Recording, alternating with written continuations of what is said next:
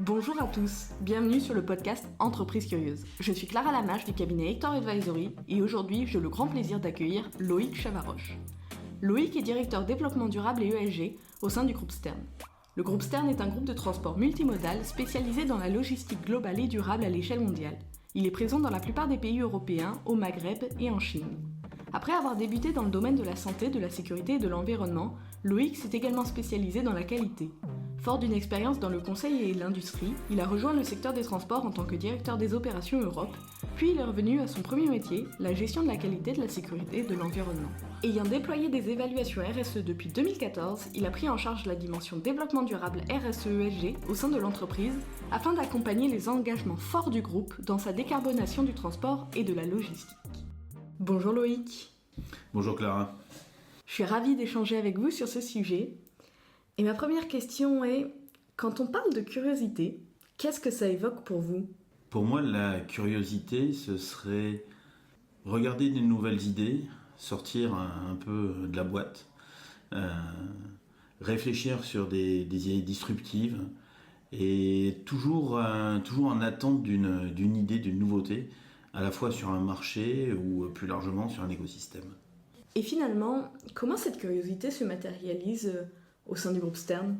Alors notre curiosité au sein du groupe Stern, elle est à la fois sur la recherche de nouveaux clients, de nouveaux marchés, de nouvelles idées, et elle se matérialise aussi par une idée ancienne liée à l'optimisation du transport. Le groupe Stern, depuis son début, depuis sa première société, qui s'appelait TCS, qui fait partie aujourd'hui du groupe Stern, qui s'appelle Stern Regular, est une société qui a innové sur un constat simple, c'était du transport de documents à destination du service bancaire des différentes banques. Et ces documents sont à la fois préparés en banque, ramenés vers les centres de tri ou vers des centres régionaux, puis redistribués. Donc l'idée de TCS à l'époque, c'est de massifier entre les banques leur flux documentaire. Donc une idée plutôt très novative, parce qu'elle date des années 70, et une idée qu'on a toujours gardée aujourd'hui, avec des innovations et avec une curiosité pour nous positionner aujourd'hui sur le marché de la logistique bas carbone pour l'ensemble du groupe, et un groupe qui se stabilise et qui se crée autour de cette idée-là, avec une logique où chaque kilomètre en trop, c'est du CO2 émis, donc il faut lutter en permanence contre ces voies d'émission et trouver, au travers d'une curiosité en allant dans des salons techniques qui sont parfois très éloignés de notre métier, trouver des nouvelles idées par exemple sur l'emballage, des nouvelles idées sur la protection de certains matériaux qu'on va transporter ou certaines machines ou certains outils, ou même proposer des choses qui ne sont pas notre métier, comme par exemple trier des déchets non dangereux, du bois, du papier, du carton, que nous allons récupérer au travers de nos opérations pour les éliminer localement et éviter un transport inutile de marchandises avec peu ou pas de valeur ajoutée à travers la France. On voit à quel point finalement le groupe est très proactif dans sa démarche, dans ses engagements. Vous avez le statut de société à mission depuis l'année dernière et vous avez publié votre DPEF également l'année dernière en avance de phase par rapport à la réglementation. Vous travaillez aujourd'hui sur la CSRD notamment, encore une fois sans y être réellement assujetti. Qu'est-ce qui pousse finalement votre groupe à s'engager et à engager ce travail colossal ? Alors, le groupe, au travers de sa position, à travers une logistique bas carbone, a connu une forte évolution il y a bientôt plus de 2 ans et demi, avec un changement d'actionnaire principal en passant sous un fonds de transition énergétique, le fonds de transition énergétique T2 de Tikeo, et notre ancien actionnaire qui était le groupe Minix Capital est resté aussi à l'intérieur du capital pour travailler avec Tikeo dans une logique de logistique bas carbone et pour amener le groupe vers une logistique bas carbone. Donc ce virage a été pris aussi parce que nous faisions déjà de l'optimisation avec déjà un taux carbone relativement bas et une nécessité de continuer à optimiser, de grossir aussi pour pouvoir continuer à massifier les flux.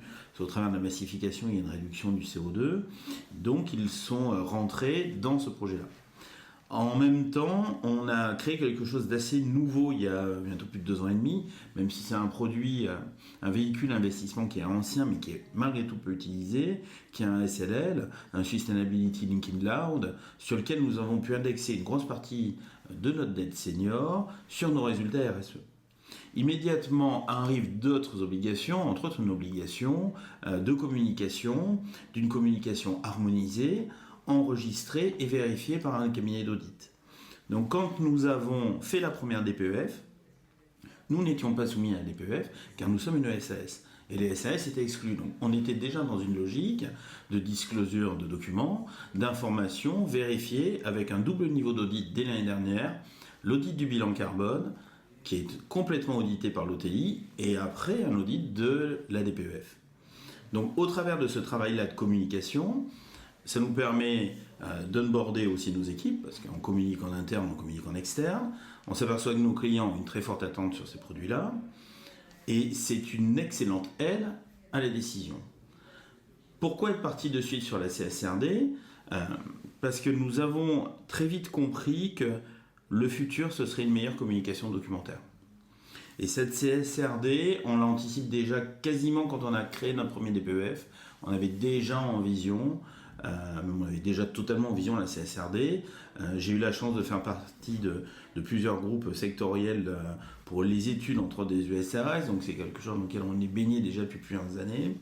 Et on a pu immédiatement, avec l'ensemble de l'équipe de direction générale, de l'équipe RSE et des équipes RH, parce que la CSRD est quand même vraiment multifactorielle, y compris des équipes achats pour la chaîne de valeur, commencer à préparer cette opération-là, toujours dans cette même logique.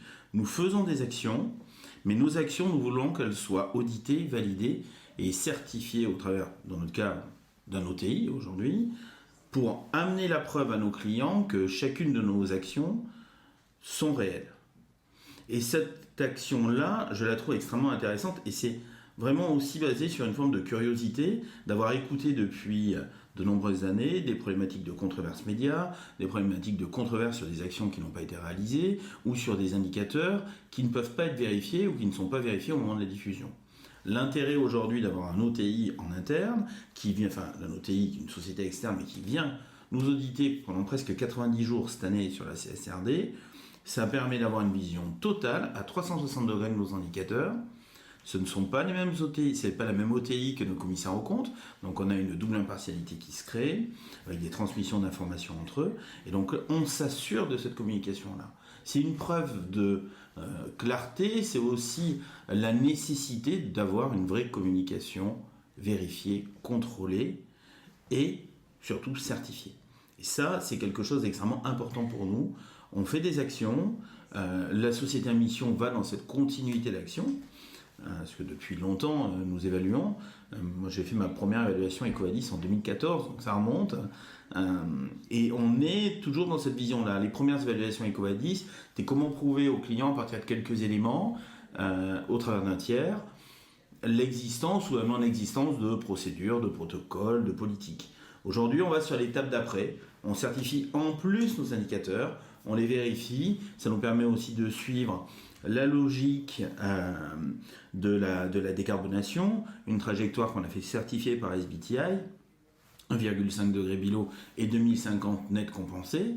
Ça nous permet de suivre notre intensité, de nous assurer que nous sommes toujours dans la trajectoire. Et cette année, nous le serons à nouveau. Malgré les difficultés pour avoir des véhicules électriques et autres, nous serons dans notre objectif de décarbonation, et on amène avec ça l'ensemble de nos clients en proposant aujourd'hui des accessoires à la décarbonation qui vont au-delà en fait de la route. La route est un gros facteur de décarbonation, mais il y a d'autres choses. Il y a les emballages, qui aujourd'hui sont un vecteur énorme d'économie. Et là, c'est vraiment une curiosité parce qu'un transporteur n'est pas normalement là pour fournir des emballages spécifiques. Donc nous sommes allés chercher des nouveaux emballages avec une logique de dire nous devons supprimer le carton. Le carton aujourd'hui, même si on a beaucoup de cartons recyclés, d'un point de vue émission de CO2, une ineptie, avec des durées de vie extrêmement courtes. Une autre problématique, pour certains cartons, une protection relativement faible de l'emballage du produit qui est à l'intérieur. Quand on prend des cartons simples cannelures, ils s'écrasent extrêmement vite, donc on a de la destruction de matériel à l'intérieur. Donc l'idée, c'est d'aller plus loin, de proposer des nouvelles solutions au travers d'emballages à très longue durée de vie. On parle de 10 ans, on parle de 15 ans de durée de vie. Alors en effet, avec des produits issus d'une industrie du plastique, du polyéthylène, du polypropylène, soit à travers de sacoches, de caisses qu'on va pouvoir aménager ou qu'on va pouvoir faire créer. Mais par contre, avec un taux de recyclabilité pour la caisse en polypropylène de 100%, et sur les sacoches qu'on utilise par exemple pour le transport de courrier, on est aujourd'hui à 95% de taux de recyclage. Donc on a ce chemin-là qui est très ancien, que l'on poursuit, qu'on accélère avec de nouvelles technologies, avec une nouvelle équipe, avec des ingénieurs, entre autres sur les services RSE, sur les services environnement, qui vont pouvoir amener de nouvelles idées, amener des solutions complémentaires à nos clients et amener avec nous, c'est le gros sujet de notre société à mission, décarboner avec tout notre écosystème, c'est-à-dire à la fois nos partenaires, nos prestataires et nos clients.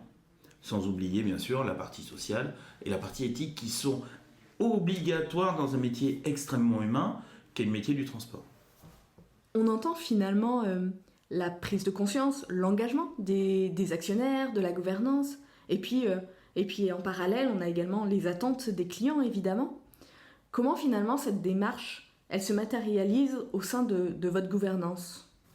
Non, au niveau de la gouvernance, on a très rapidement fait un choix, mais qui était même antérieur à notre action. Le fait d'être entré dans un fonds de transition énergétique veut dire que déjà on est en capacité de basculer dans un fonds de transition énergétique. Ce qui est extrêmement important. Les premières optimisations datent des années 70, avec des accélérations, avec du personnel qui est là que pour optimiser les véhicules. Donc déjà ça c'était notre socle qui est bien antérieur à ces 2 dernières années.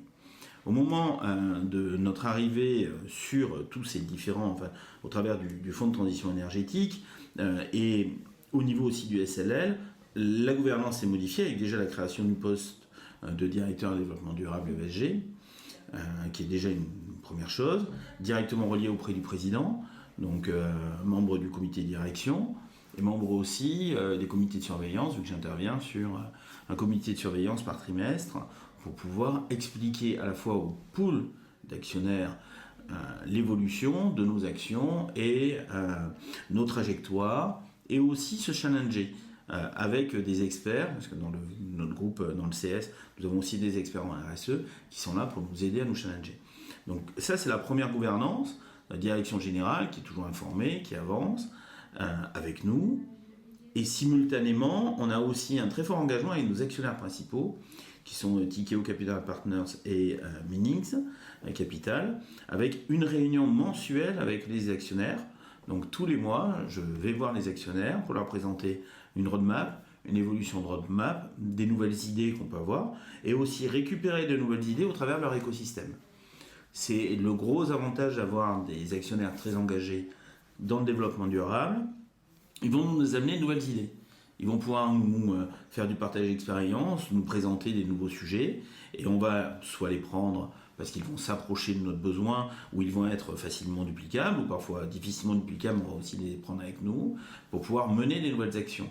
Donc cette gouvernance-là, elle est très large. Le top actionnarial, la gouvernance directe avec direction générale, comité de direction, le pool bancaire sur la dette, vu qu'il y a aussi un pool bancaire qui est informé, lui par contre, semestriellement, des évolutions avec chaque année une négociation autour du SLL sur 2 indicateurs RSE qui sont très forts pour avoir un retour de fonds qui est en fait un pourcentage du taux de crédit que l'on va pouvoir réinvestir dans nos actions.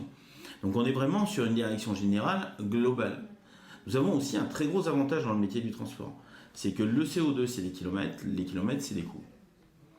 Et une action globale aujourd'hui, la direction générale c'est une chose, mais elle doit aussi être prise au niveau de la direction des différentes business units, qui doit être parfaitement consciente qu'une action globale en termes environnementaux, en termes sociaux et en termes de gouvernance est nécessaire pour pouvoir amener le groupe vers demain.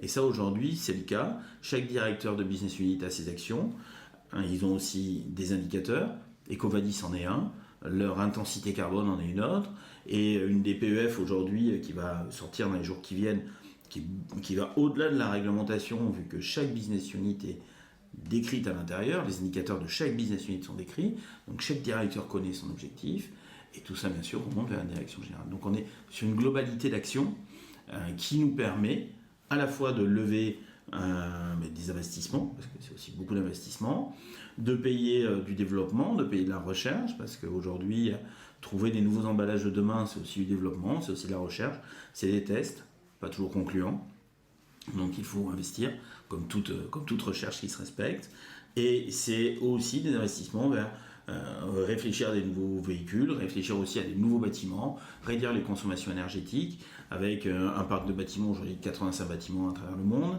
donc des règles à la fois d'urbanisme et des pouvoirs d'action sur la consommation énergétique de tous ces bâtiments-là qui est extrêmement élevé.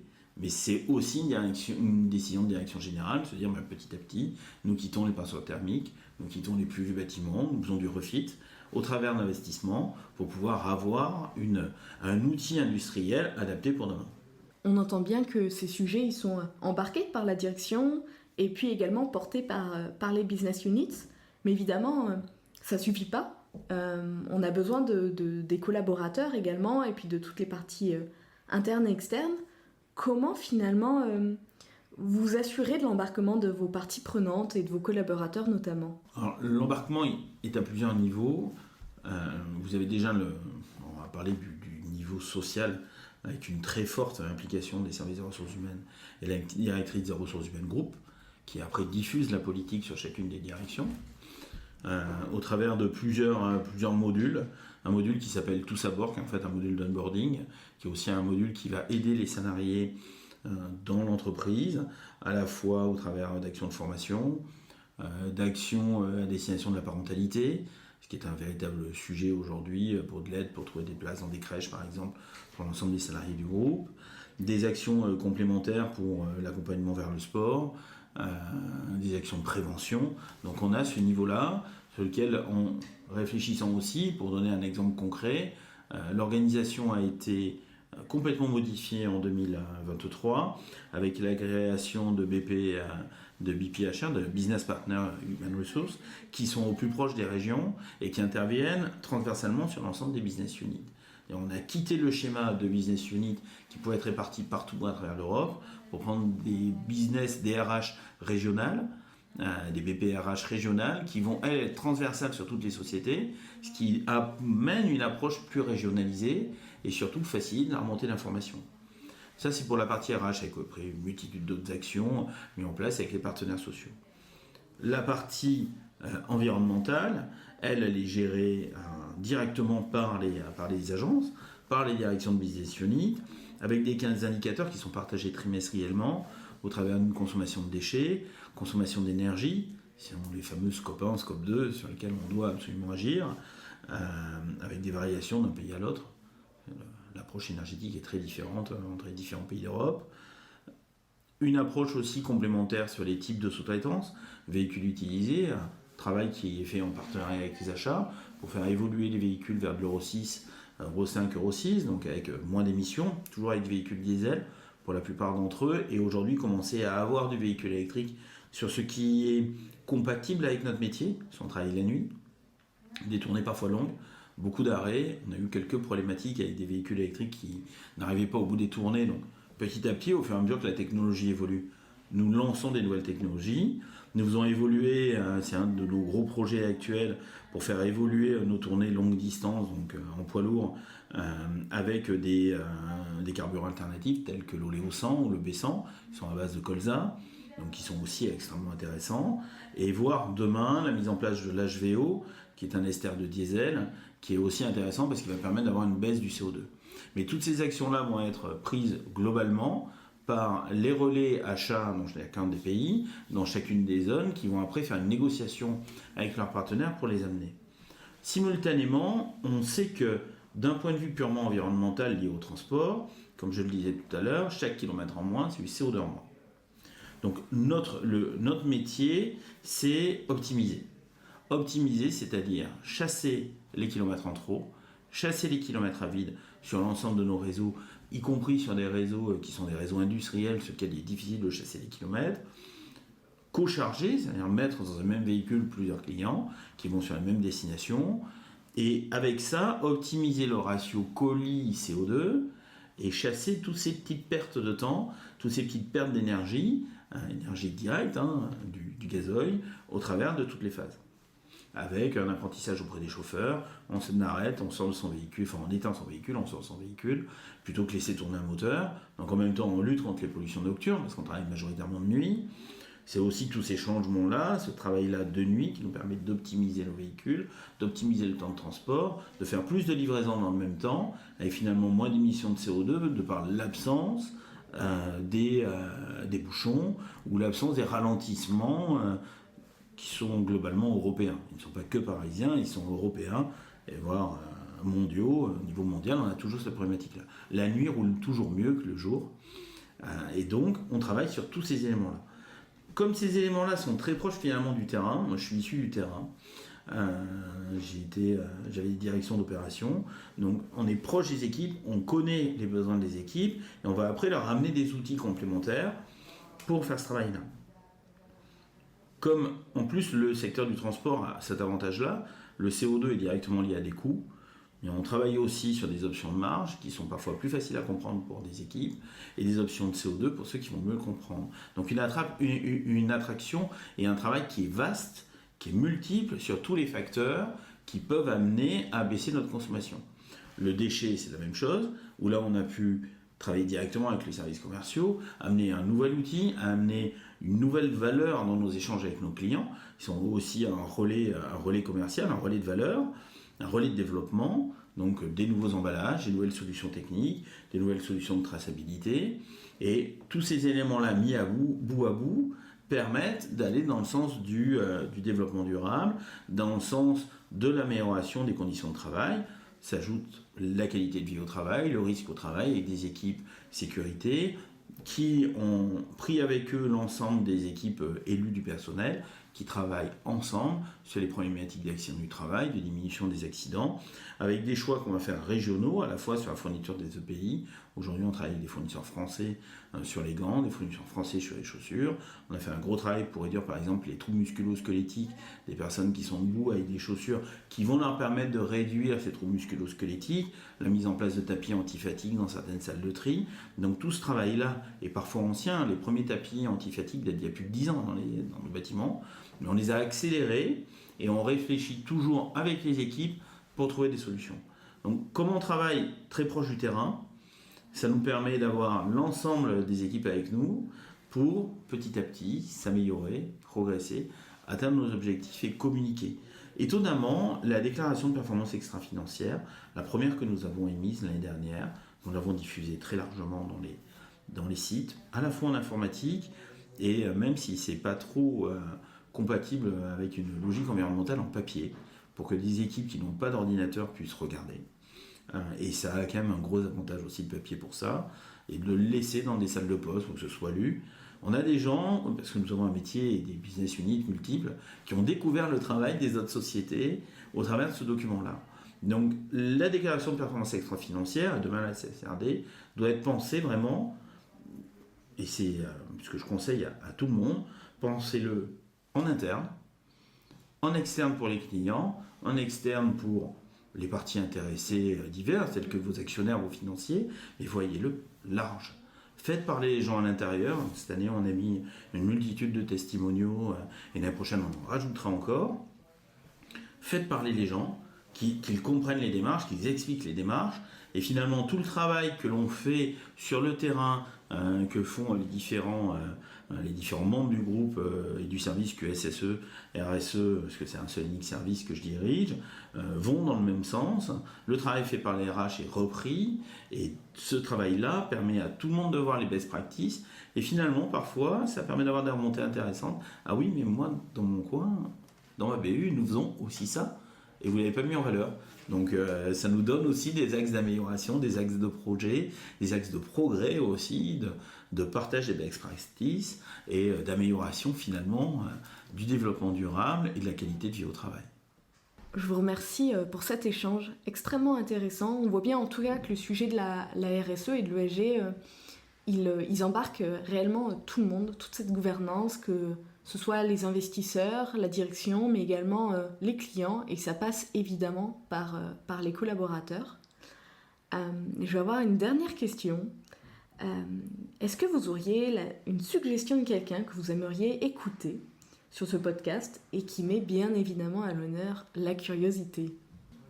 Alors je pense à une personne qui est très inspirante, que j'ai rencontré plusieurs fois, qui s'appelle Pierre Abadi, qui qui est le directeur climat de chez Tikeo, et qui aujourd'hui, après avoir longuement travaillé sur la transition énergétique, travaille aujourd'hui sur l'agriculture régénérative, qui finalement est le step d'après. Travaillons tous pour réduire nos émissions et aussi sur comment nous alimenter l'agriculture. Et c'est quelqu'un de très très inspirant, je trouve, avec toujours de bonnes idées. Alors, nous, on a la chance de pouvoir le côtoyer au travers de l'actionnariat, ce qui fait partie du pool d'experts qui souvent nous challenge. Je trouve ça extrêmement intéressant et ça pourrait être une vraie curiosité, parce que penser à l'énergie il y a déjà presque une dizaine d'années et aujourd'hui être totalement engagé dans l'agriculture régénérative, je trouve que c'est une vraie signe de curiosité. Merci pour cette suggestion. Nous serions évidemment ravis de l'écouter. Et un grand merci pour notre échange, Loïc. Merci, ça fait un plaisir, Clara.